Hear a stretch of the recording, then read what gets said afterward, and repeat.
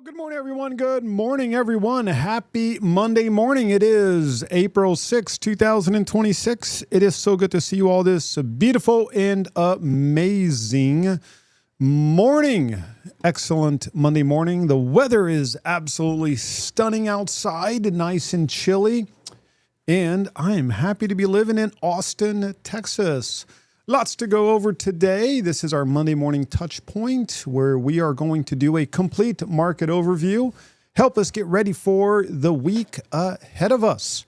Let's go ahead and get started by updating our famous new listing to pending ratio, which is considered the single number one leading market indicator available for the entire market. That is where we take all of the new listings, all of the back on the market listings, and we simply divide it by the number of active under contract plus pending, and that's going to give us a really good indication of the ratio between what's coming into the market and what is being absorbed by the market. First thing we're going to do is go backwards in time a little bit to see what has been updated over the past few weeks, because we know that agents are really late when it comes to updating information.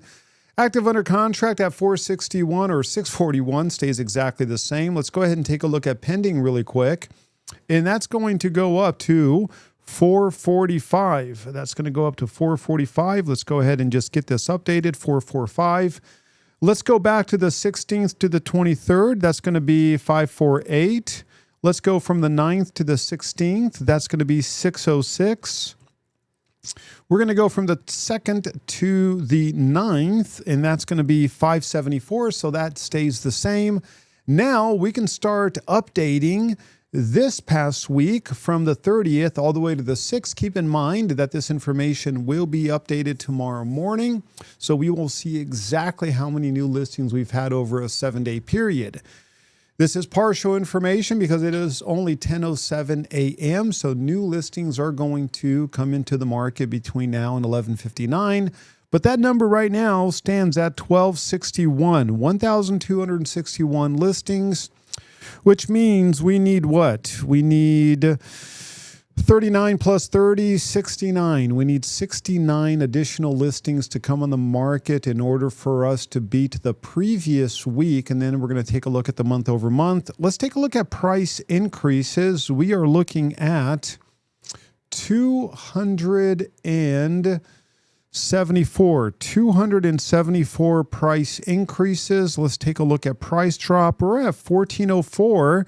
That number stays the same at 84%. Out of everything that could have gone up or down in price, what percentage went down in price? And that's going to be 84%. Back on the market, what's going on with that? 207. That number goes up 16%. Highest percentage of back on the market we've seen going all the way back to the end of February. And now we get into the active under contract, 495 active under contract. And this is where you get to guess. Let's go ahead and just get a few guesses going. 5 guesses on how many pending. I know that Sonia is going to say 222. I've got that written down already. Sonia, if you are here, let me see. Is Sonia here? Sonia is here. So there you go. So we got Charmaine at 205. Sonia at 222. We've got 2 down. Let's go ahead and just get 3 more to go. We've got, let's just see right here. 212, Violet, 215, Melanie, 225. Y'all are a really good range right there. We've got 206, Ryan. Let's go ahead and just click on the number.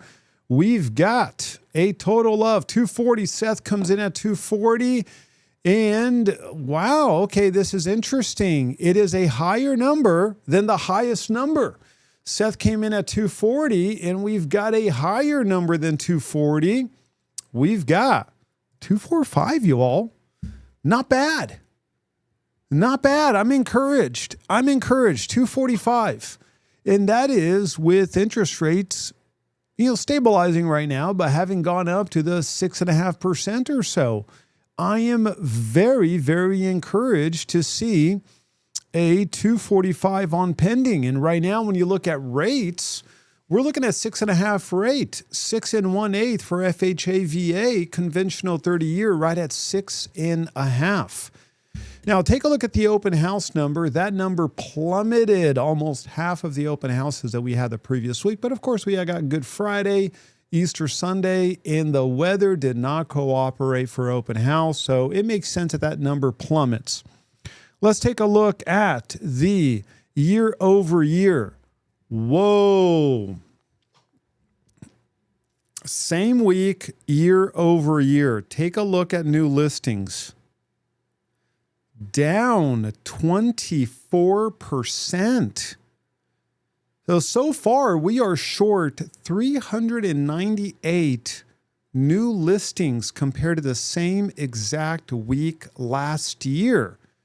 Crazy. Well, let me take a look. Let me see something here. 2025 calendar.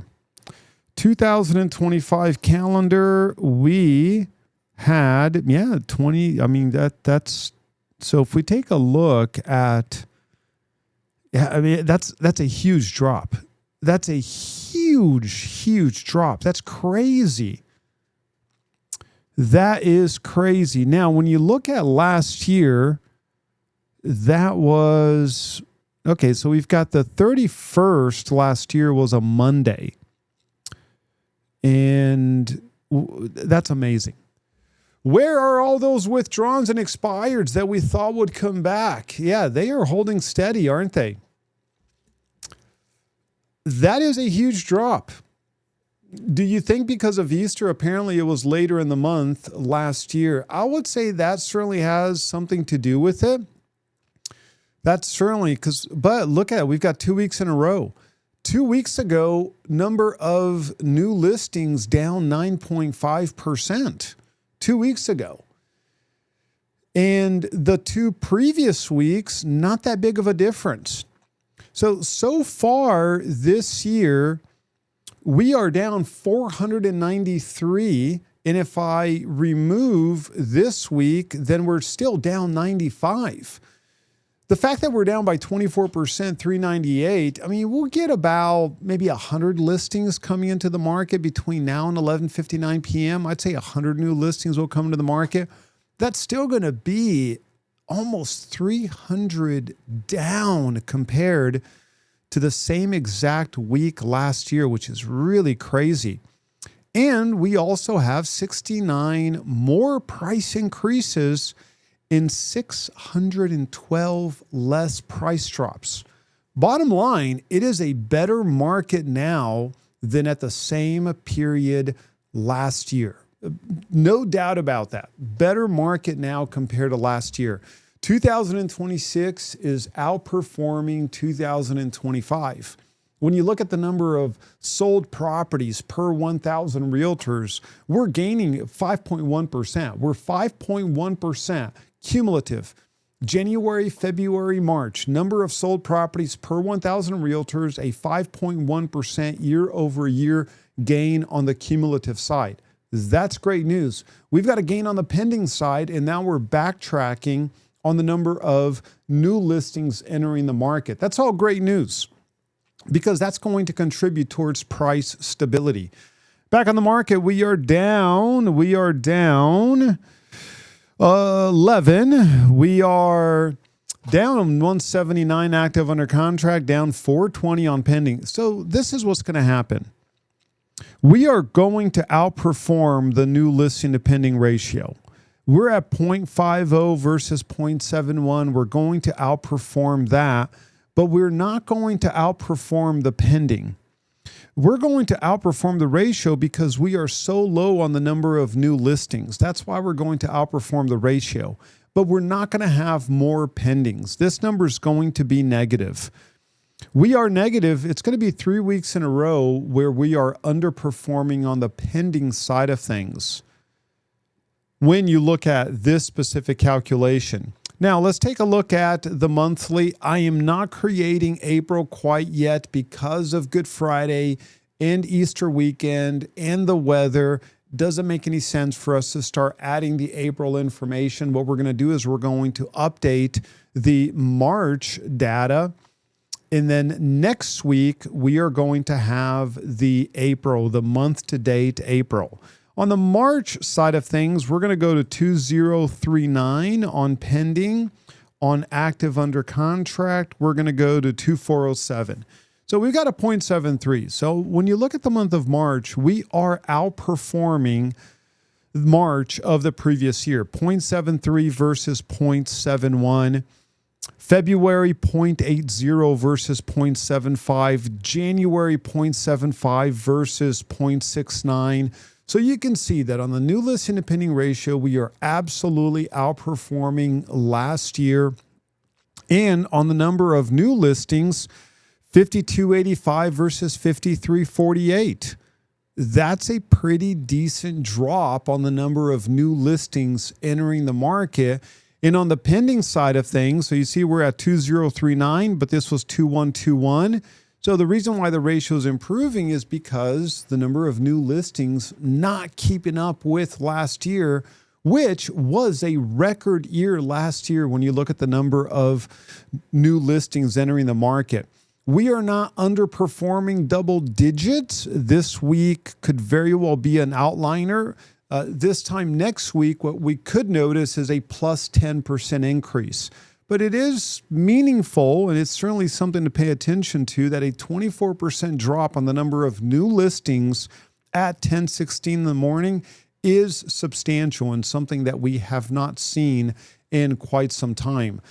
Do you think it's also because builders are not building as quickly? That is a good point, Melanie. Builders are certainly pulling back, and also builders are not adding as much inventory to the MLS.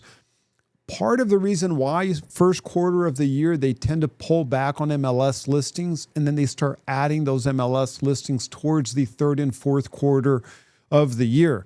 But when you look at every single metric, it is a much better market this year compared to last year. Activity index, really across the board. The big fear would be, wow, what if rates skyrocket? We had that happen. It did not have the effect on demand that we would have thought it would have when rates went up from 5.95 to even as close to 6.625. Demand remained fairly steady, and that's encouraging. And that's all about price point. People are seeing Austin, the Austin market, as an attractive market when you look at price point. So the buyers were not moved by this huge increase in rates. And when you look at the Friday morning news slides that I put together, we're now seeing really encouraging news. Companies moving to Austin. And that's really good. So I'm bullish for 2026. All of the data is confirming that 2026 is stabilizing. We are noticing decent price appreciation, and it's all stabilizing. There's also an increase in foreclosures starting to come into the market as well. We are noticing we're looking at 102 properties are currently listed as a short sale. That is a pretty substantial increase compared to last year. And we are noticing anywhere from 15 to 17 new properties on tax record every single week getting labeled into the pre-foreclosure, in foreclosure, and then auction category. So that's running at about 15 to 17 every single week. Eventually, those will make it into the MLS. If you don't have an account created with Xome, X-O-M-E, you've got to do that. Auction.com right there is sending me a million emails because of the one buyer. Yeah, you've got to create accounts in those websites. If you go to resources.teamprice.com, we've got an entire section there on auction properties, pre-foreclosure, in foreclosure, and we've got the top websites where you've got to create an account. RealtyBid, Xome, auction.com. You've got to create accounts on those websites because your clients are going to be interested in that type of product. Let me go ahead and save this and close it. I will email you this new listing to pending ratio update. And let's take a look at the Austin Daily Briefing. You're going to notice that active listings and pending, exactly the same increase year over year. This is going to be that daily snapshot of how many active listings do we currently have, how many pending.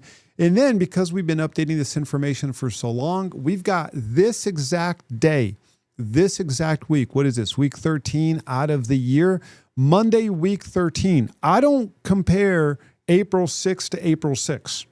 I don't compare that because April 6 of last year was not on a Monday. April 6 was on a Saturday. So what I do is I compare this exact same week, Monday of this week compared to the Monday of the same week last year, which in this case was actually the 8th, April 8th. So I'm comparing April 6th to April 8th of last year. That is the way that makes sense because listings tend to flood the market Thursday, Friday, going into Saturday, Sunday. So we want to compare Monday to Monday, same week. That's why we do that. And we're looking at a 4.4% increase on both. We are currently at 15,112 active listings currently on the market. This is another encouraging piece of information. This is the lowest number that we've seen in a while. 46% of all active listings have had at least one price drop. This number keeps on going down. 4.4% increase active listings. These two lines are going to cross. We are actually going to have less active listings this year compared to last year. I would say towards the end of April, I'd say it's April 6th, April 17th. That's my guess. We are down 1.3% on the cumulative number of new listings that have entered the market January through March. Keep in mind, this is January through March. We did not start updating April's information quite yet. It's only April 6th. And because of the Easter weekend, we just have to hold back. The data is not going to be accurate enough to where we're going to make sense of it. But we're down 1.3% on the number of new listings entering the market. Pending, we are up 4.2% year over year. We did notice a big drop. Look at that big drop on the number of pending. And this is the beginning of the month big drop on the number of pending. So now we're only up by 4.2%. We got up 9% during this big gap, and now we're up by only 4.2%. We are up 4.6% cumulative. So this 4.2% is year over year. This date today compared to the same day of the week last year, up 4.2%. This chart is the cumulative, meaning we take everything that went pending, January, February, March, and then we compare the cumulative January, February, March compared to last year. We're up 4.6%. Using this. So we've got 4.6% more pending listings compared to the exact same time frame last year, which is really encouraging. Which means that our activity index, this is interesting, same exact activity index. We're now neck and neck with last year's activity index. Today, 23.9. Last year, 23.9. Same on the activity index. Let's take a look at months of inventory. We are up 3.9% on months of inventory, but not every municipality, not every zip code is the same. City of Austin, we're down 11%. We've got 11% less inventory today than we did same time frame, same month last year in the city of Austin, down 11%. Marble Falls down 18%. Buda, take a look at Buda. Buda's doing really well, down 16%. Buda inventory is at 3.63 months of inventory. April of last year, 4.32 months of inventory. Over a 2-year period, Austin is up 40%. We only have 3 cities that are down, Lakeway, Burnett, and Del Valle. Del Valle down by quite a lot, down 39.1%, primarily because of new construction. 2 years ago, we had a lot of new construction inventory in Del Valle. Builders have done a really good job slowing down the build, just releasing that inventory at a slower pace. That caused months of inventory to go down by quite a bit. Now, what about numbers sold? Numbers sold is a lagging indicator. Pendings will become solds 30, 45 days from now, when you look at new construction, that time frame gets extended up to 120 to 180 days. The fact that we have so many properties that are currently under contract that are new construction means that it takes time for us to actually see that sold information hit the MLS. Hutto is up by how much? Let's go back to that chart. When you look at year over year, Hutto is up 30.8%. When you look at it over the past 2 years, Hutto is up 278.7%, which is crazy. That is a huge, huge amount. When you look at the number of sold, we are down 1.3% cumulative, but there's that 5.1%, which is super encouraging.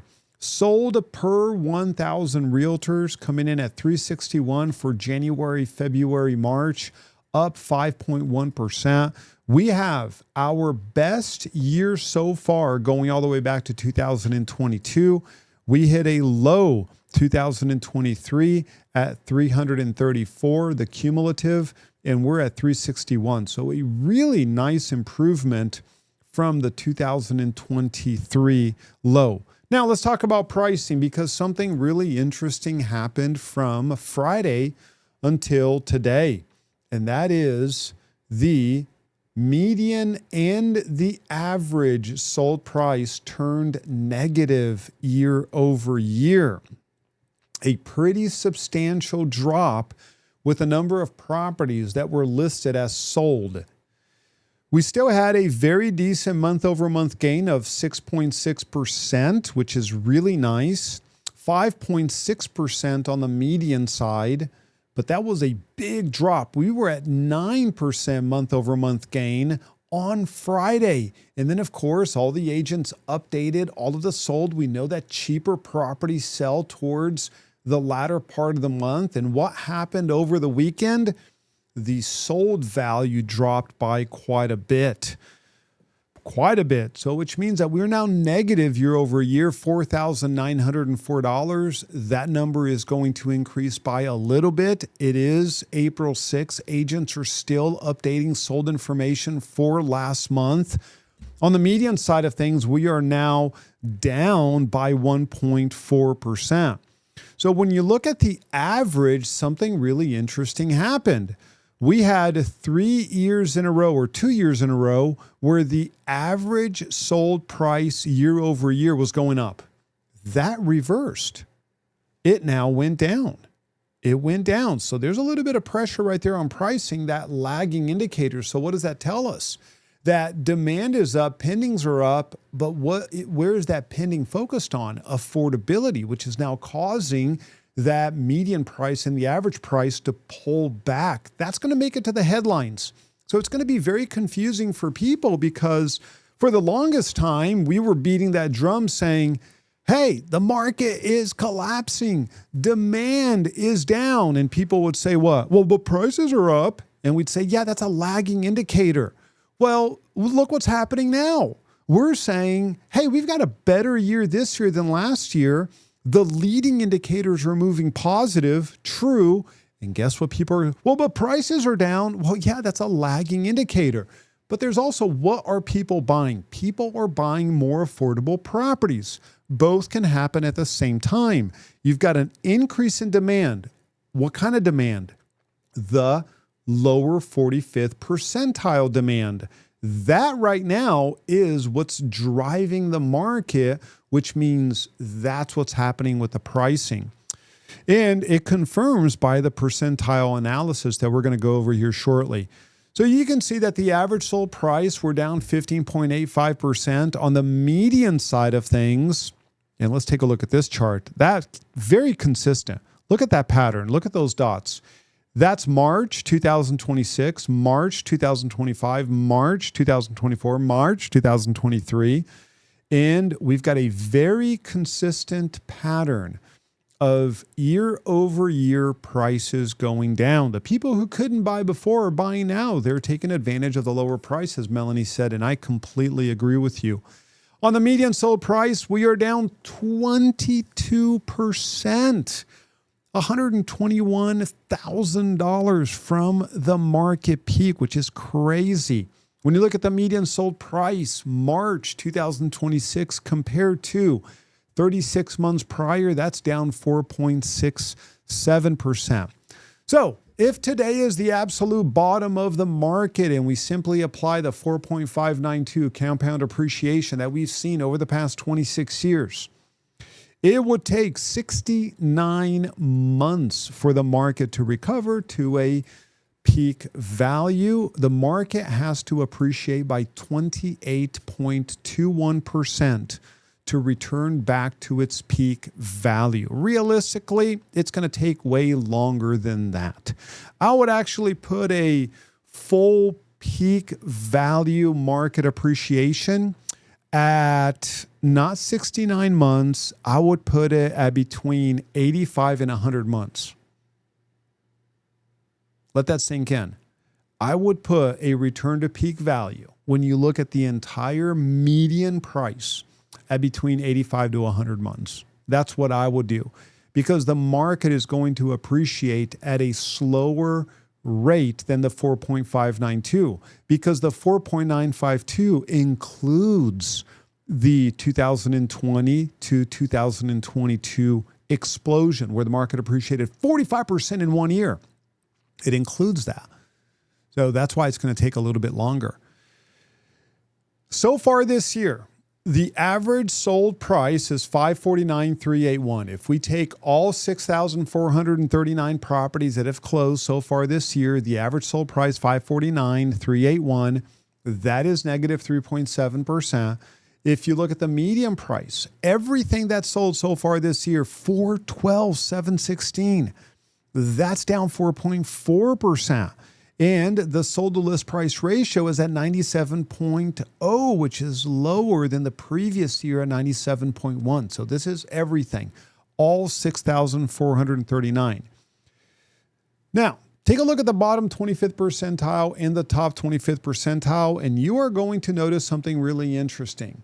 In addition to the all market, everything, I want you to focus on the Austin market. Because when we published our weekly, something really interesting happened. And a few people reached out to me saying, wait, am I seeing this right? And I'm like, yes, you are. You can see that the entire Austin area was positive except for the median sold. That was exactly the same.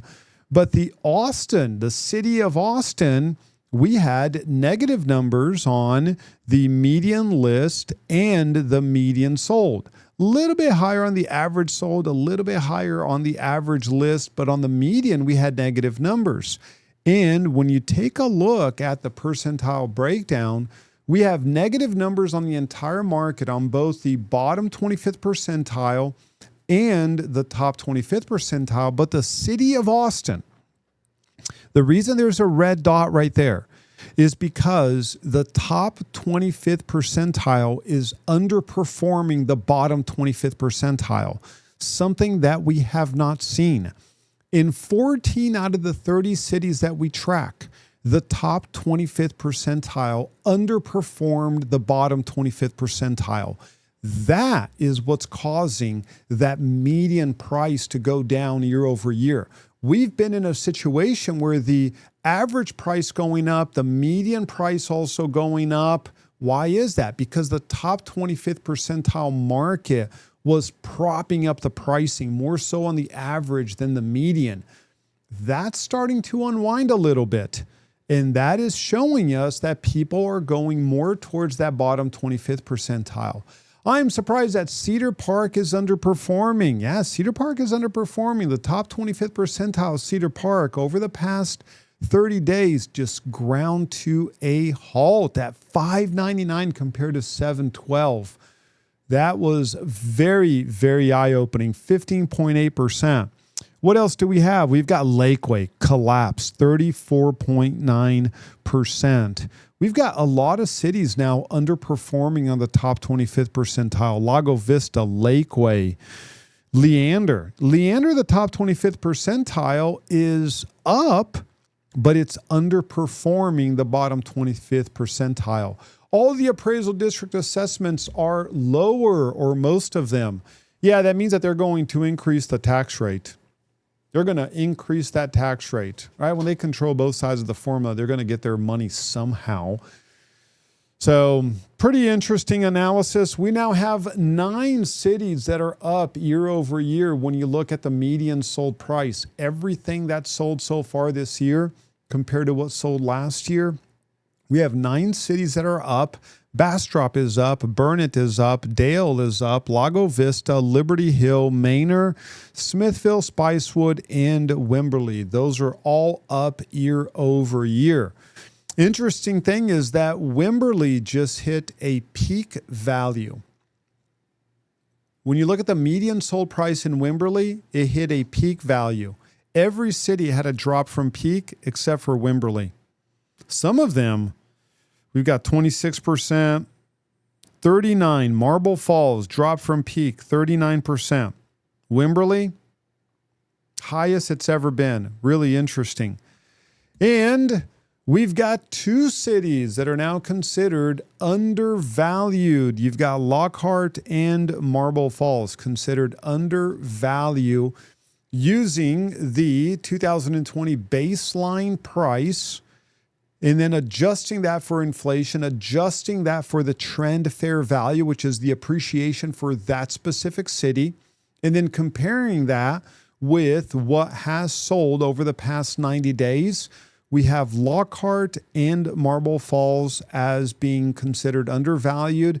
We've got 11 cities considered fairly valued and then 16 or 18 that are still within the overvalued category. Now, here's a little bit of good news. Absorption rate, almost the same as last year. We're at 20.75, which you can round that up to even 20.8, which is exactly the same as 2025 at 20.8.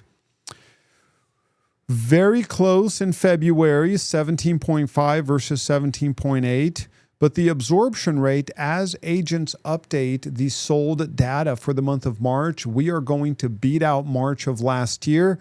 And the best news of the day is the fact that the market flow score, this is going to be that 0 to 10 score.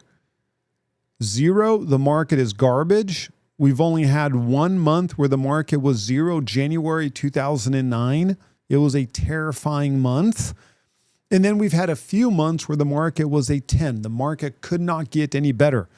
August, September 2020, November, December 2020, November, December 2021. That was the best market the world had ever seen. We'll probably never experience something like that again in my lifetime. And then, of course, the market had a fairly significant drawback. But the good news is that we have outperformed February 4.18 versus 4.16. We've outperformed March now. Remember, I told you that was going to happen. What we need to happen is another 2 months where the market will outperform the previous 4 consecutive months where the market flow score outperforms the previous year. Post a correction means the market found bottom and it's now in recovery. The market transitions from a correction, a recession correction market to a recovery market. We're 50% there. We need 2 more months for that to happen. And I'll be the first one saying we're in recovery right now. Now, what happens in a recovery market? Pricing, lagging indicator. That does not come up until 6 months, a year later. But what starts happening? The demand side starts picking up. We are seeing that happen right now. So we're in recovery mode. That's the fact. The data tells us that we are entering that recovery mode. Your book of business is showing that. Our book of business cumulatively as a brokerage company is showing that. Buyer engagement is showing that. Website engagement is showing that. The headlines will not show that because the headlines, they're going to be obsessed with what? Sold price. And we know that sold price is going to show continued pressure for the next few months. So that's a fact. So be very, very aware of that. Now, keep in mind that I'm using the macro market recovery. Certain areas, forget recovery. We're looking at full-blown expansion, and that's going to be the 28, 39, 49, 27, 33, Round Rock, over 30% activity index. Heck, you get to the 40% activity index, you're in expansion territory. You're doing multiple offers. And then, of course, we've got other markets at the under 10%. It's a full-blown crisis. It's a recession. Under 15%, it's a garbage market. Your listing's not going anywhere. You've got to do aggressive price drops. The listing has to be perfect, or don't take the listing. Don't waste your time. Go to another zip code. But you've got to have a really tough conversation, and the client has to be very realistic about the market condition. So completely different markets, and you've got to be hyper local when you're talking to your client. At the macro level, we're noticing a recovery. Now, there's a famous quote, a high tide floats all boats, and I'm a firm believer in that. We're seeing more zip codes, more cities transitioning over that 25% activity index, pending divided by active plus pending. So overall, things are looking really positive. For some of these zip codes, it will take years to work through the inventory that we're seeing. It'll take years to work through that inventory. So you've got to be hyper local when it comes to the market. Now, let's take a look at the bond market, because you can see behind me that we are down 0.8 of a basis point on the bond market. If you look at the email that I sent you earlier today, it's going to be a very volatile, a crazy week for the bond market. Today, we already had the Institute of Supply Chain Management, ISM Service Index, Pricing Index, and we're going to go over that shortly. Tomorrow, we've got a few Fed members that are speaking. We've got trade data coming out. We've got Treasury auction. We've got the Federal Open Market Committee, FOMC meeting minutes, along with Treasury supply on Wednesday. On Thursday, we've got job along with wholesale inflation. And then on Friday, we've got consumer sentiment. But let's take a look at what happened today. And it's not good news. It's really kind of pitiful when you look at some of this. First one, ISM non-manufacturing pricing. ISM stands for Institute of Supply Chain Management. And this surged, exploded to 70.7. And if you're like, well, it's, the forecast was 67, it's at 70, like that's not that big of a deal. Let me just put this into perspective for you. It jumped from 63 to 70.7. A 7.7 point jump is the single largest jump in 14 years. And it's the highest it's ever been since October of 2022. And that's inflationary. So that's a terrible number. That's really bad for inflation. Bottom line is we kind of have round two of inflation that's about to hit us with what's happening with energy, what's happening with tariff pressure. All the leading indicators for inflation are not looking great. And on top of that, when you look at the M2 money supply, the geniuses at the Fed, they keep on increasing the money supply. This right here caused inflation. This caused inflation. And then, let me go back 5 years. Come on, give me. This caused inflation. This caused a decrease in inflation. And now we've got more money in the economy than any time in human history. That's inflationary. So when you add in those two together, bottom line, and you see this number coming in at 70.7, and that right there reflects soaring cost of energy and input, we're going to pay the price for that. And you've got manufacturing, PMI, Purchaser Manager Index. That's down to 54. That's not a good number. You've got manufacturing employment. That number right there is down. That's not a good number. That right there reverses 3 months worth of job growth, and it's the steepest drop all the way back to the pandemic. So that's not a good number. And the only saving grace on this is going to be the non-manufacturing new orders. That beat expectations, so that was good. But overall, today's numbers simply were not good. Not good for inflation, not good for employment. New orders, a little bit better than they were expecting, but not great. Which is why we've got, fairly decent numbers on the bond market. That's really why we've got a little bit better than expected number on the bond market. When you look at this week, it's going to be a super important week. We've got job data coming out. We've got economic optimism coming out tomorrow at 9:10 a.m. A lot of Fed members are going to be speaking. We've got some energy. We've got mortgage data always comes out on Wednesday. And then we've got, big one is going to be this right here. It's going to be GDP, PCE, personal consumption expenditure, a lot of inflation data coming out on Thursday. And then you transition into Friday, more inflation data coming out on Friday. So it's going to be a really important, huge week this week for rates, for the bond market. And then we go into next week. Next week, we've got more inflation data, some real estate data, National Association of Home Builder Housing Market Index. That's where we get the new home buyer walkthrough for new construction, which I absolutely rely on. And we've got, it doesn't show that the Fed is meeting next week.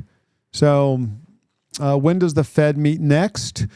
Well, I don't know that off the top of my head. Let me see. Fed meeting 2026. We've got September. So June. So next time they meet is going to be June. It's going to be June 16th and 17th. That's going to be the next time they meet. We could very well have an environment where the Fed raises rates. At this point, if these leading inflation numbers come out to start affecting PPI, CPI, PCE, we could very well have an environment where the Fed says, forget dropping rates. I'm actually going to increase rates. Now, what they should be doing is reducing the M2 money supply. But what do I know? I know nothing, right? They know everything. They've been right about absolutely everything. So we just need to trust our dear leaders because they have eternal wisdom and they always make the right decision. Yeah, right. They should be in jail if you ask me.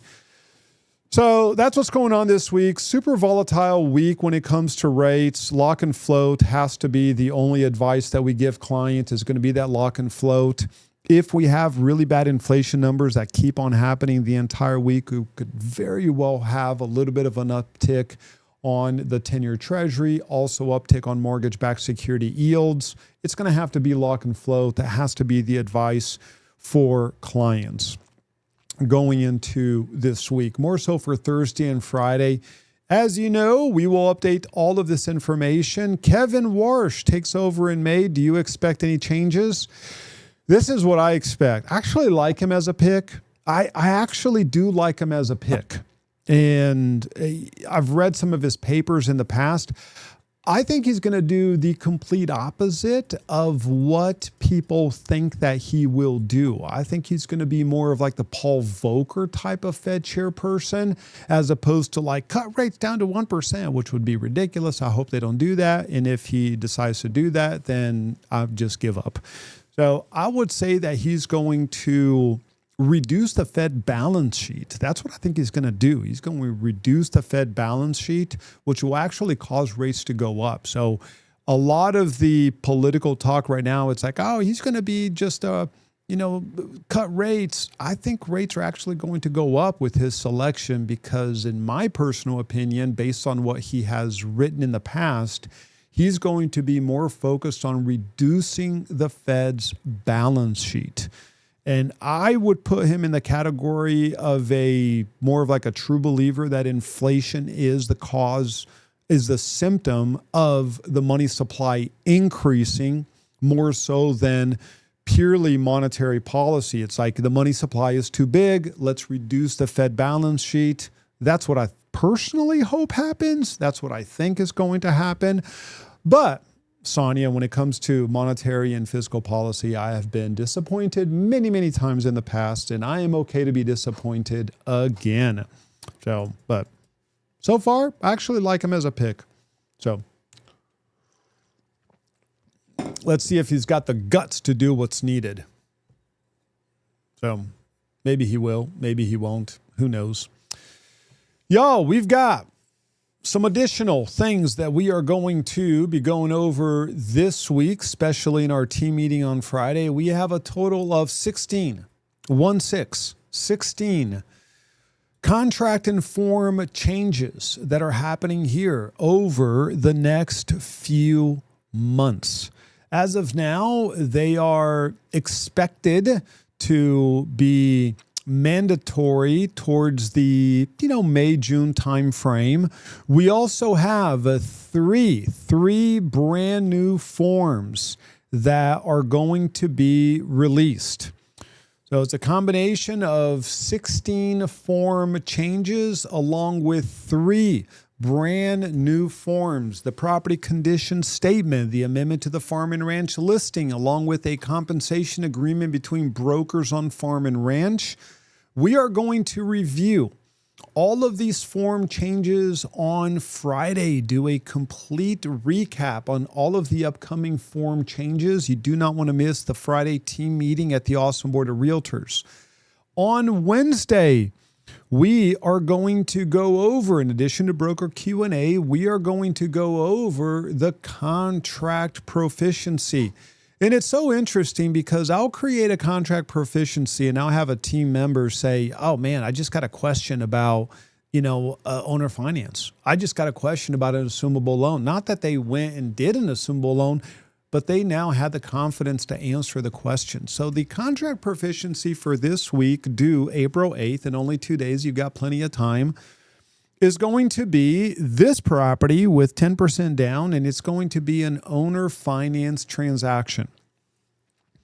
And you've got time. You've got plenty of time. If you don't think you have time, just put TikTok away, give your thumb a rest, and turn off your phone, and you've got plenty of time. If you need a wake-up call at 3 a.m., I am happy to offer that service to you. We can work on it together at 3 a.m. So you got plenty of time. Everyone's got time. So I want to challenge you and encourage you to do this contract proficiency. Super important for us to know these unique financing situations that we encounter in today's market. Assumable, owner financing. Very, very important for us to work on this. So I challenge you to do that and just to sharpen those skills, the contract proficiency skills that you absolutely have to be super good at and you have to master. Yo, it is 10:53 in the morning. Any questions? Any questions, comments, concerns, criticisms, or complaints? Any questions, comments, concerns, criticisms, or complaints? Y'all, I've got a little project that I've been working on. How many realtors in the Austin area? Let me go ahead and pull this up. How many realtors in the Austin area? As of now, we're at 16,278. 16,278. Good question. Y'all, I've been working on this little project, and I showed Seth a sneak peek into this project that I'm working on. And Seth, what'd you think, Seth? Don't tell what it is, but what would you think, Seth? Are you able to unmute yourself